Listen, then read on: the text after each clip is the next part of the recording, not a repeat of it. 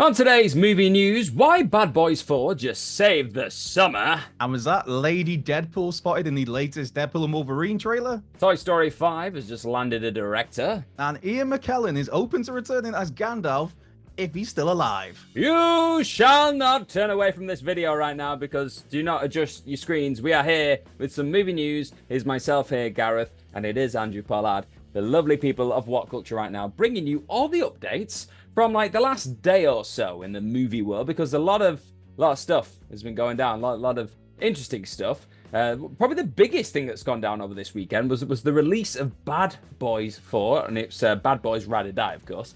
So that released, and a lot of people were thinking, right, the cinema season, the summer season this year, it ain't been great. Like, we've not had loads of like massive box office hits. We've had a lot of decent movies, like it looks at like Furiosa was great, but it didn't really do like massive numbers. It just didn't. People aren't in a rush to go to the cinema right now, which is a bit heartbreaking. But they were in a rush to go and see Bad Boys Ride or Die because this movie did this weekend, its opening weekend, its domestic opening was $56 million, and its global return for this opening weekend was $104.6 million. So this is according to Deadline, this is the highest grossing R-rated opening since Oppenheimer, which is last July. That's pretty big. And it's just a big win, really, for movies right now that we're getting like an R-rated feature like this, like a proper summer action movie that's come in and just done decent numbers. Hopefully it keeps trending towards even bigger numbers, because remember that the last one in the series did really well. That one, I believe it had, it opened to $62 million domestically. That was in January 2020, and that was on its way to earning a $426 million haul at the box office, and that did really well. And obviously then the world shut down, so then it may have done even better like up to that point, but it did loads and loads of good business, and it looks like this one's gone the same way really early on. It could do even better, we don't know. We'll see how things turn out at this point, but an exciting big old time at the cinemas was had this weekend. It looks like this could be the first of hopefully a few more big hits, because we need some.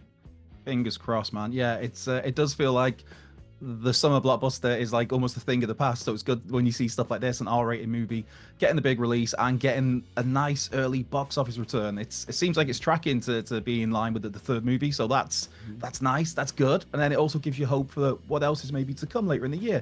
For instance, Alien Romulus in August, where that you're thinking, I know the budget on that seems to be quite high, the numbers I'm reading, where it's like, really? So that needs to perform well. And obviously, the Alien franchise does need very much a kick in the backside. And there's also a TV series on the way for that one. But yeah, good news for Bad Boys fans. And obviously, of course, if this one does well, then of course, I'm sure they're going to return for a fifth adventure where who knows where things are going to go from there. Maybe they go full Fast and Furious and go up to space and all sorts of crazy things. Yeah, and this one feels like the first real big, like, blockbuster film that we've had from like Will Smith in the wake of all the Oscars slap controversy stuff. So this is a big old thing, because I think a lot of people are saying that because of the numbers that this is doing so early on, it just goes to show that a lot of people are just still like, yeah, that's fine. Whatever's happened in the past, we'll still go for Will Smith because he's big old action star. And then there's just a little note here that I think this was from the Hollywood Reporter like write up on this. It says it's really promising that 44% of the audience were between ages 18 and 34, and that shows that Smith still has a following among young consumers out there. So it's very good. Like, just it shows that he's still a massive name. People have seemingly got over that controversy, which like is what it is now going forward, and they just want to see Smith shoot some people alongside Martin Lawrence, because the bad boys, they're ride or die and living their lives forever. All about that Big Willie style. Over to from one big names to other big names. In this case, Ryan Reynolds and Hugh Jackman, and Deadpool and Wolverine. The latest teaser trailer dropped over the weekend, and about 30 seconds in, there's some legs that have got the whole internet talking, or at least a portion of social media, and not just the ones who are creepily obsessed with legs and feet. Where there's it's Deadpool, Ryan Reynolds, my Wrexham co-chairman, of course, beloved, represent for Wrexham. About 30 seconds in, you get the pair of legs just after Ryan has said, "I'm about to lose everything that I've ever cared about," and there's plenty of speculation that this is Lady Deadpool. And to me, it very much looks like, yes, this is Lady Deadpool. Lady Deadpool is an alternative Earth version of Deadpool, Wanda Wilson. But more interestingly is the speculation that this may actually be Blake Lively, the husband, the wife of Ryan Reynolds, who that would make some nice casting. And that's also accompanied by other casting rumblings that Taylor Swift might be playing Dazzler. Taylor Swift, Blake Lively, good friends. Dazzler, a crazy mutant, sometimes part of the X-Men, sometimes not, who's a singer who can channel music and noise into energy blasts. And this is just like adding more to a stacked cast of what people are. That's the fun thing with this Deadpool 3, is that there's so much that we know already. And so it's like, well, if we know these characters are coming in already, what else is there? Because like, we know that there's going to be Sabretooth. We know that there's going to be Cassandra Nova as the villain. We know that there's going to be Lady Deathstrike, Colossus, even Elektra, that Jennifer Garner's back. That's been already put out there. So it's like, well, if we're seeing all this and we're hearing all this, what are we not hearing and seeing? And what other surprises can we expect? Dogpool as well, of course. And a personal favorite of mine, Pyro, who I just thought is such a fascinating character in those first few X-Men movies. His kind of eventual turn to the dark side and yet the polar opposites of him in Iceman. It's a good time. It's a good time. So Lady Deadpool is seemingly on the way, which I'm absolutely all here for. Yeah, I'm excited about that. I think this is going to be absolutely stuffed full of cameos and just appearances and nostalgia from the Fox series of X-Men movies, which it feels weird to say that's nostalgia because, like, growing up with those movies, I don't know, it feels like it went down like a week ago in my mind. But no, that's now nostalgia fuel, and I'm here for it. I'm so here for it. We did like a full deep dive into the first trail that went down. That's on What Culture. If you want to go and check that out, and we were talking about a few of those cameos that we think we can see there, but. I'm fired up for this. I've just finished watching the X-Men 97 series. Like, I was so into that. So good. If you've not watched that already, just go, just treat yourself. Just treat yourself. Perfect. It's a good time. So that's got me really in the mood. I'm fired up for that. I was watching a few of the old Fox X-Men movies as well, and I'm ready. I'm ready for some X-Men Deadpool stuff and some Lady Deadpool as well, because I think we need more Lady Deadpool in this Deadpool MCU verse. I think it's going to be a fun time. But speaking of fun times within the Disney world right now, Disney World. I know what I'm doing there. The Disneyland, yes.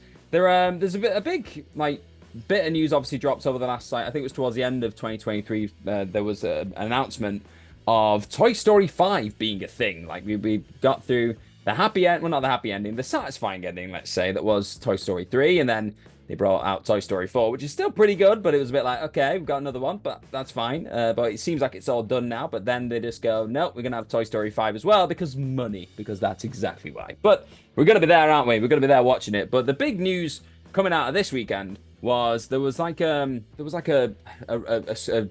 early screening of Inside Out 2. So the people were there checking it out. And Pixar exec Pete Docter was there, and he was just talking about a few things. And I think, like, in recent times, he's mentioned things like that, like the sequel is going to be surprising. It's set for a June 19th, 2026 release date. And the big news that he kind of shared to everybody here at this screening was that the director for this next movie is going to be Andrew Stanton. Now, if you don't know who Andrew Stanton is, done a lot of great things within the Pixar verse over the years. He's actually, so here we go, he goes way back within Pixar. So he co-wrote the script for the original Toy Story and its 1999 and 2019 sequels. So he's been a part of the writing process for Toy Story films in the past. He also developed the story for Toy Story 3, and he executive produced the Lightyear spin-off as well. So that's awesome stuff straight away there when it comes to the Toy Story verse. But then, just within Pixar in general, he made his directorial debut doing Finding Nemo. That's one of my all-time favorites. Just gets me a little bit emotional just even thinking about that one. I love it. And then he went on to direct WALL-E and Finding Dory. So he's done some great movies over the years. He won Oscars for Best Animated Feature for Finding Nemo and WALL-E.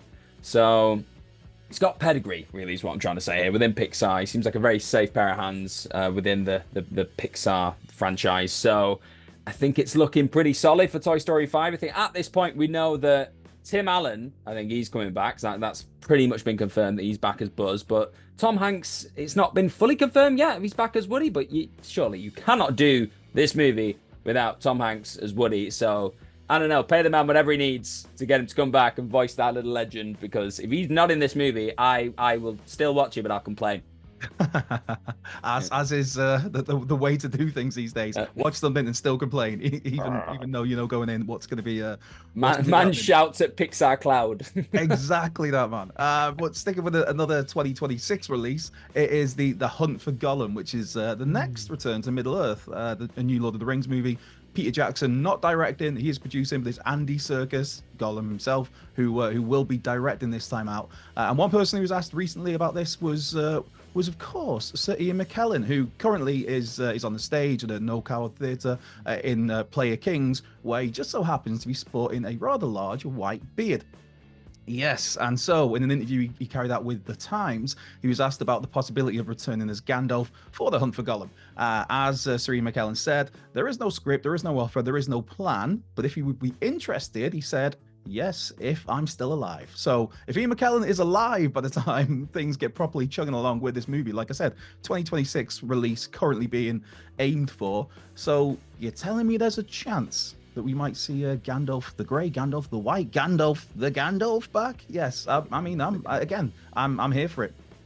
Yeah, I mean, get those scenes in the can now. Just do it. Just do whatever you got to do. I don't know how far along they are in the writing process for this, but just whatever you could do to ensure, if he is part of the plan, get him in it. Just get the guy in it. It's Ian McKellen. It's Lord of the Rings. It just makes sense. It just makes sense. But if you are going to do that, make sure he's around actual people acting, because we know he gets a bit upset when he's just around green screens and everything else, and he got very sad at times shooting. I think it was The Hobbit when he was just like, I've just missed acting with people. So make sure he's got people to act to. And then what was it? I think Viggo Mortensen was saying that he'd be interested as well, like if the story was there. I think the key thing here with all this is if the story is there. Don't just squeeze them in for like gratuitous cameos for the sake of it, just so you can go, oh, everyone's back. It's like, no, we need a good story at the foundation of all this. And if that means you can then drag in people from the past that we like and it makes sense, cool, do it. I'm here for it. So it was just very sad hearing Ian McKellen say things like, if I'm still alive, you will live on for eternity, my friend. You shall never pass on to the next life. I won't let you, Ian. It's not happening. So yeah, so that's been our movie news today. We've had a lot of great stories there. I'm so interested what you guys think of these in the comment section, like down below. So you just let us know in the comments what you think of everything, really. The Toy Story 5 news, Bad Boys just killing it at the box office, the Ian McKellen stuff, just all the great stuff there, and the Deadpool things as well. Just let us know. Just put loads of lovely feedback down there and let us understand your thought process with these news stories. But I have been Gareth from What Culture. Follow myself on Twitter at gmorgan04. Where can they follow you, Andrew? They can find me at Culture the Left Peg on the Twitter or the X. Yeah, I always forget it's that the X thing. It's X for X-Men today. That's where I'm going with it. So thank you very much for watching, and hopefully we will see you very, very soon. Bye bye.